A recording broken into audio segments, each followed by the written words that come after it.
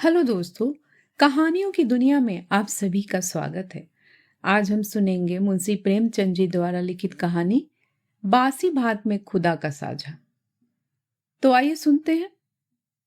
शाम को जब दीनानाथ ने घर आकर गौरी से कहा कि मुझे एक कार्यालय में 50 रुपए की नौकरी मिल गई है, तो गौरी खिल उठी।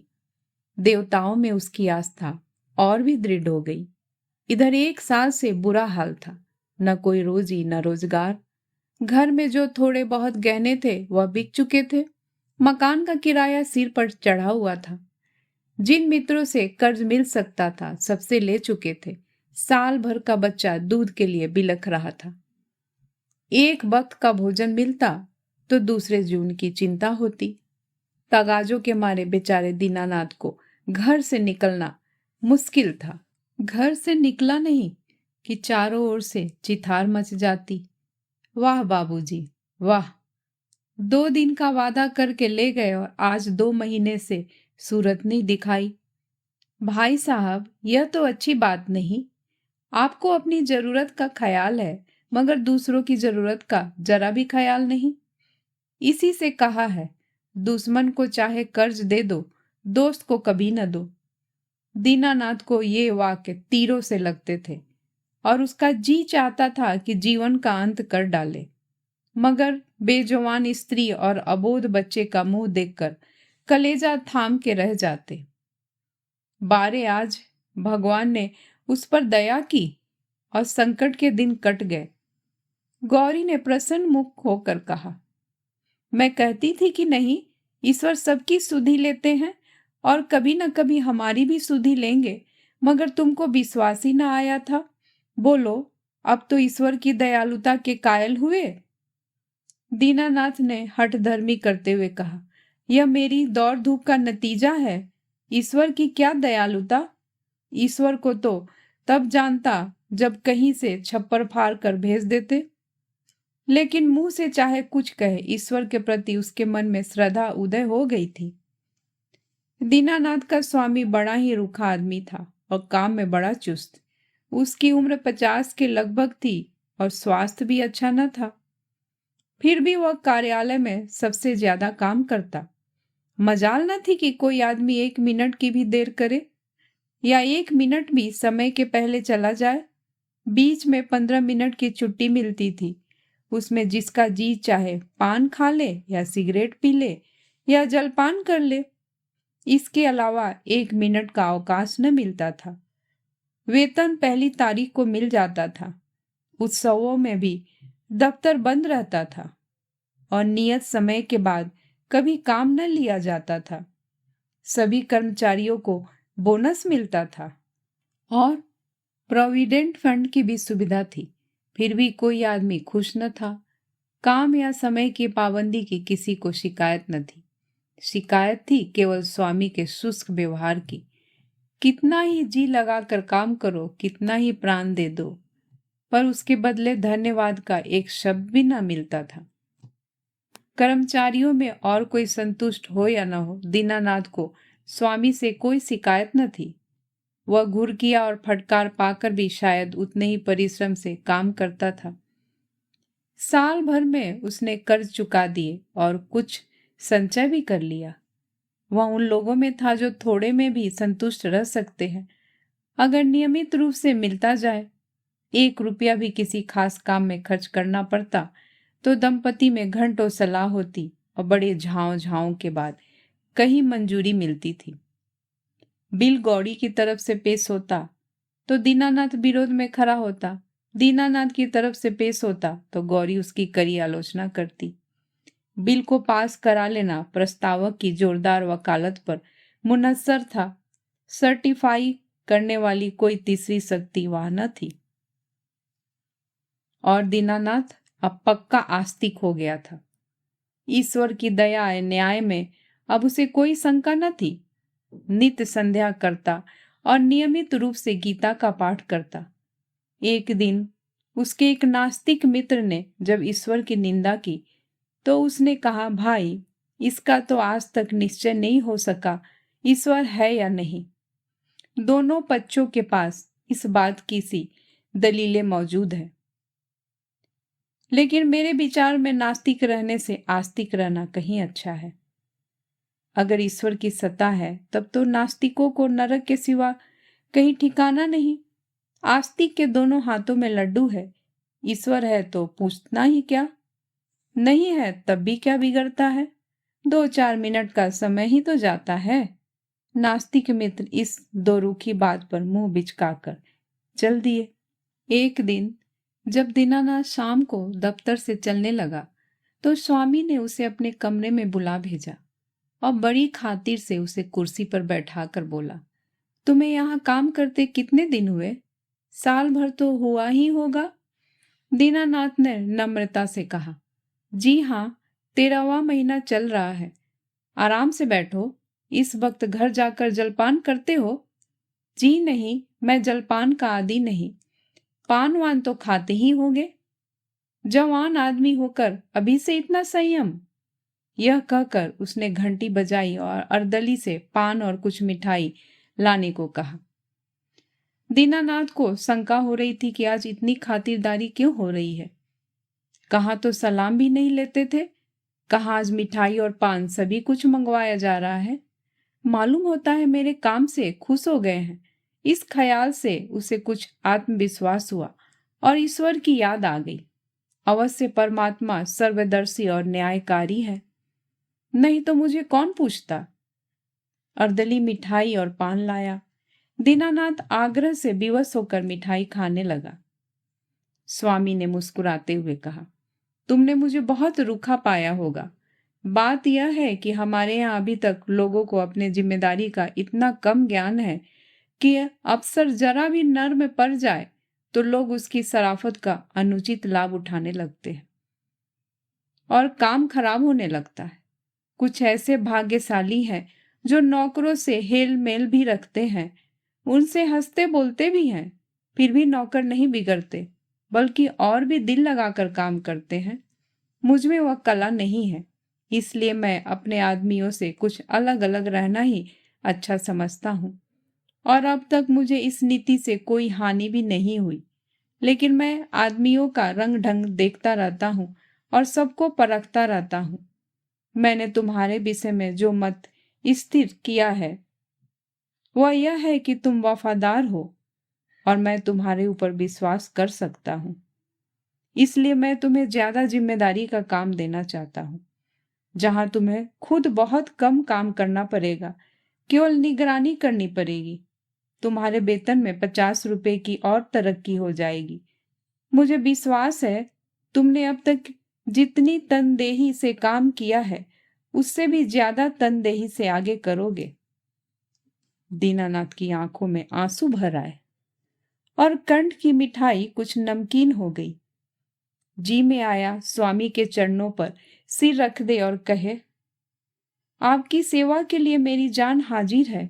आपने मेरा जो सम्मान बढ़ाया है मैं उसे निभाने में कोई कसर न उठा रखूंगा। लेकिन स्वर कांप रहा था और वह केवल कृतज्ञता भरी आंखों से देख कर रह गया। सेठ जी ने एक मोटा सा लेजर निकालते हुए कहा, मैं एक ऐसे काम में तुम्हारी मदद चाहता हूँ जिस पर इस कार्यालय का सारा भविष्य टिका हुआ है। इतने आदमियों में मैंने केवल तुम्ही को विश्वास योग्य समझा है और मुझे आशा है कि तुम मुझे निराश न करोगे। यह पिछले साल का लेजर है और इसमें कुछ ऐसी रकमें दर्ज हो गई है जिनके अनुसार कंपनी की कोई कई हजार लाभ होता है।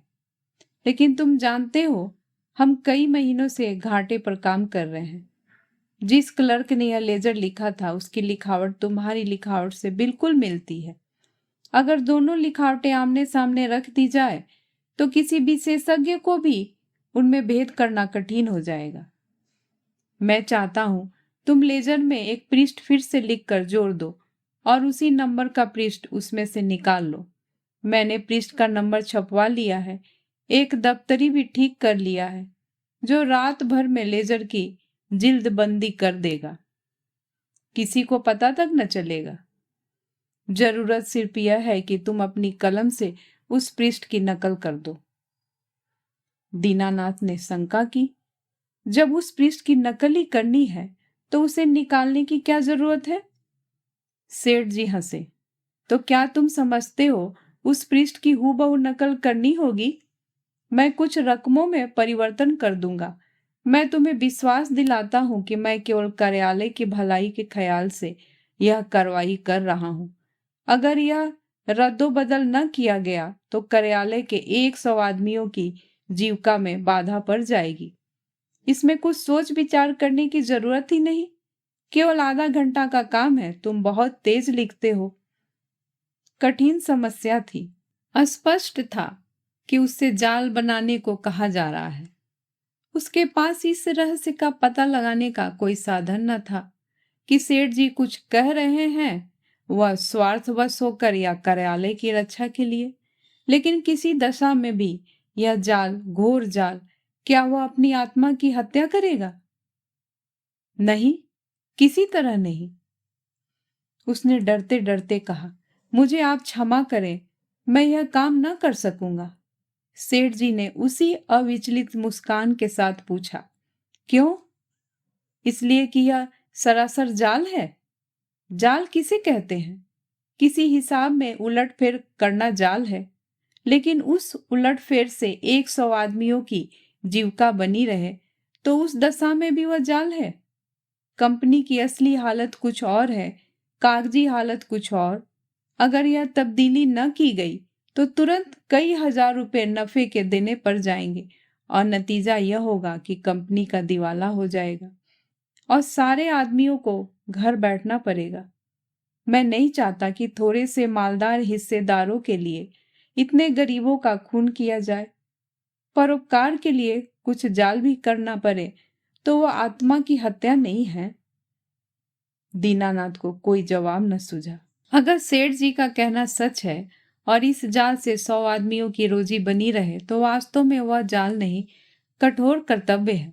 अगर आत्मा की हत्या होती भी हो तो 100 आदमियों की रक्षा के लिए उसकी परवाह न करनी चाहिए।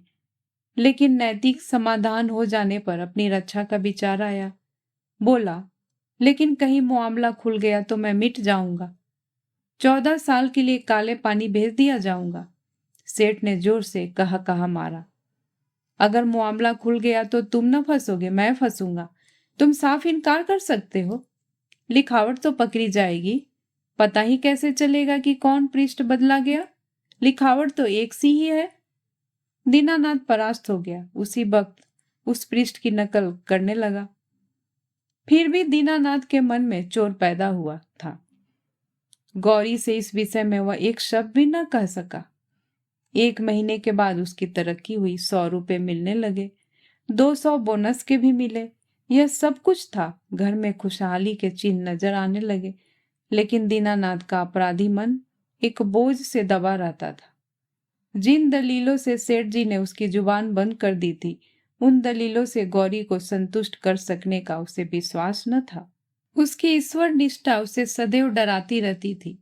इस अपराध का कोई भयंकर दंड अवश्य मिलेगा। किसी प्रायश्चित, किसी अनुष्ठान से उसे रोकना असंभव है।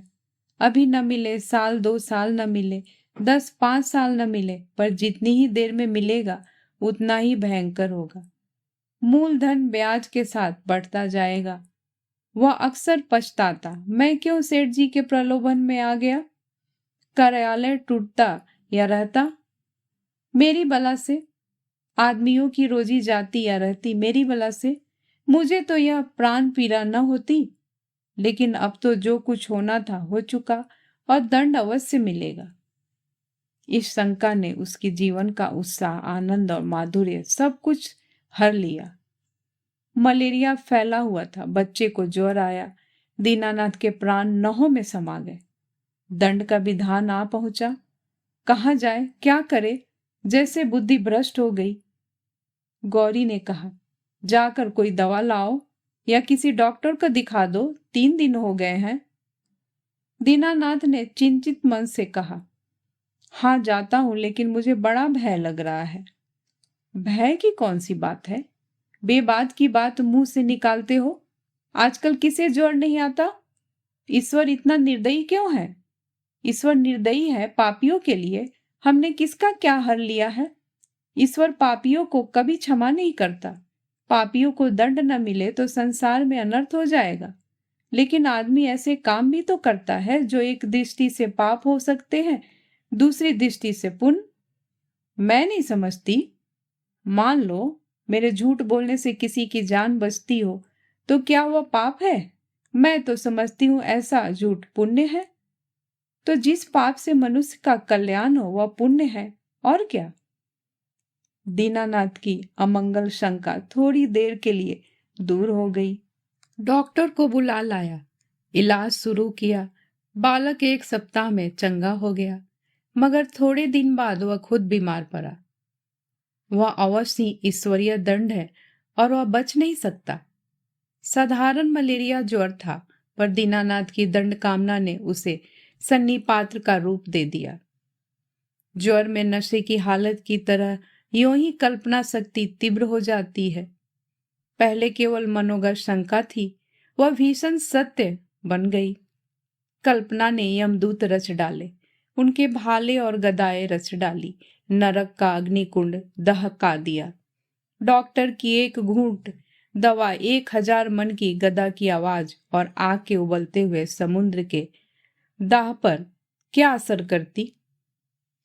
दीनानाथ मिथ्यावादी न था, पुराणों की रहस्यमय कल्पनाओं में उसे विश्वास न था।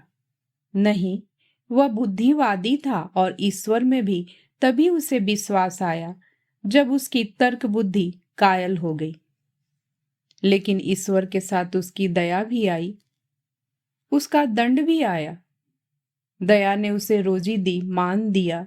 ईश्वर की दया न होती तो शायद वह भूखों मर जाता, लेकिन भूखों मरना अग्निकुंड में ढकेल दिए जाने से कहीं सरल था। खेल था।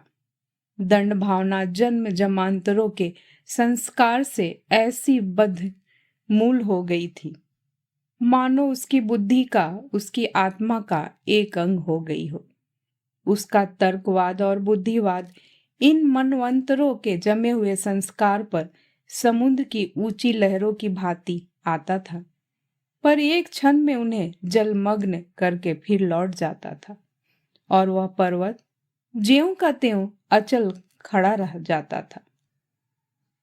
जिंदगी बाकी थी, बच गया। ताकत आते ही दफ्तर जाने लगा। एक दिन गौरी बोली, जिन दिनों तुम बीमार थे और एक दिन तुम्हारी हालत बहुत नाजुक हो गई थी, तो मैंने भगवान से कहा था कि यह अच्छे हो जाएंगे तो 50 ब्राह्मणों को भोजन कराऊंगी। दूसरे ही दिन से तुम्हारी हालत सुधरने लगी। ईश्वर ने मेरी विनती सुन ली। उसकी दया न होती तो मुझे कहीं मांगे भीख न मिलती। आज बाजार से सामान ले आओ तो मनौती पूरी कर दूं।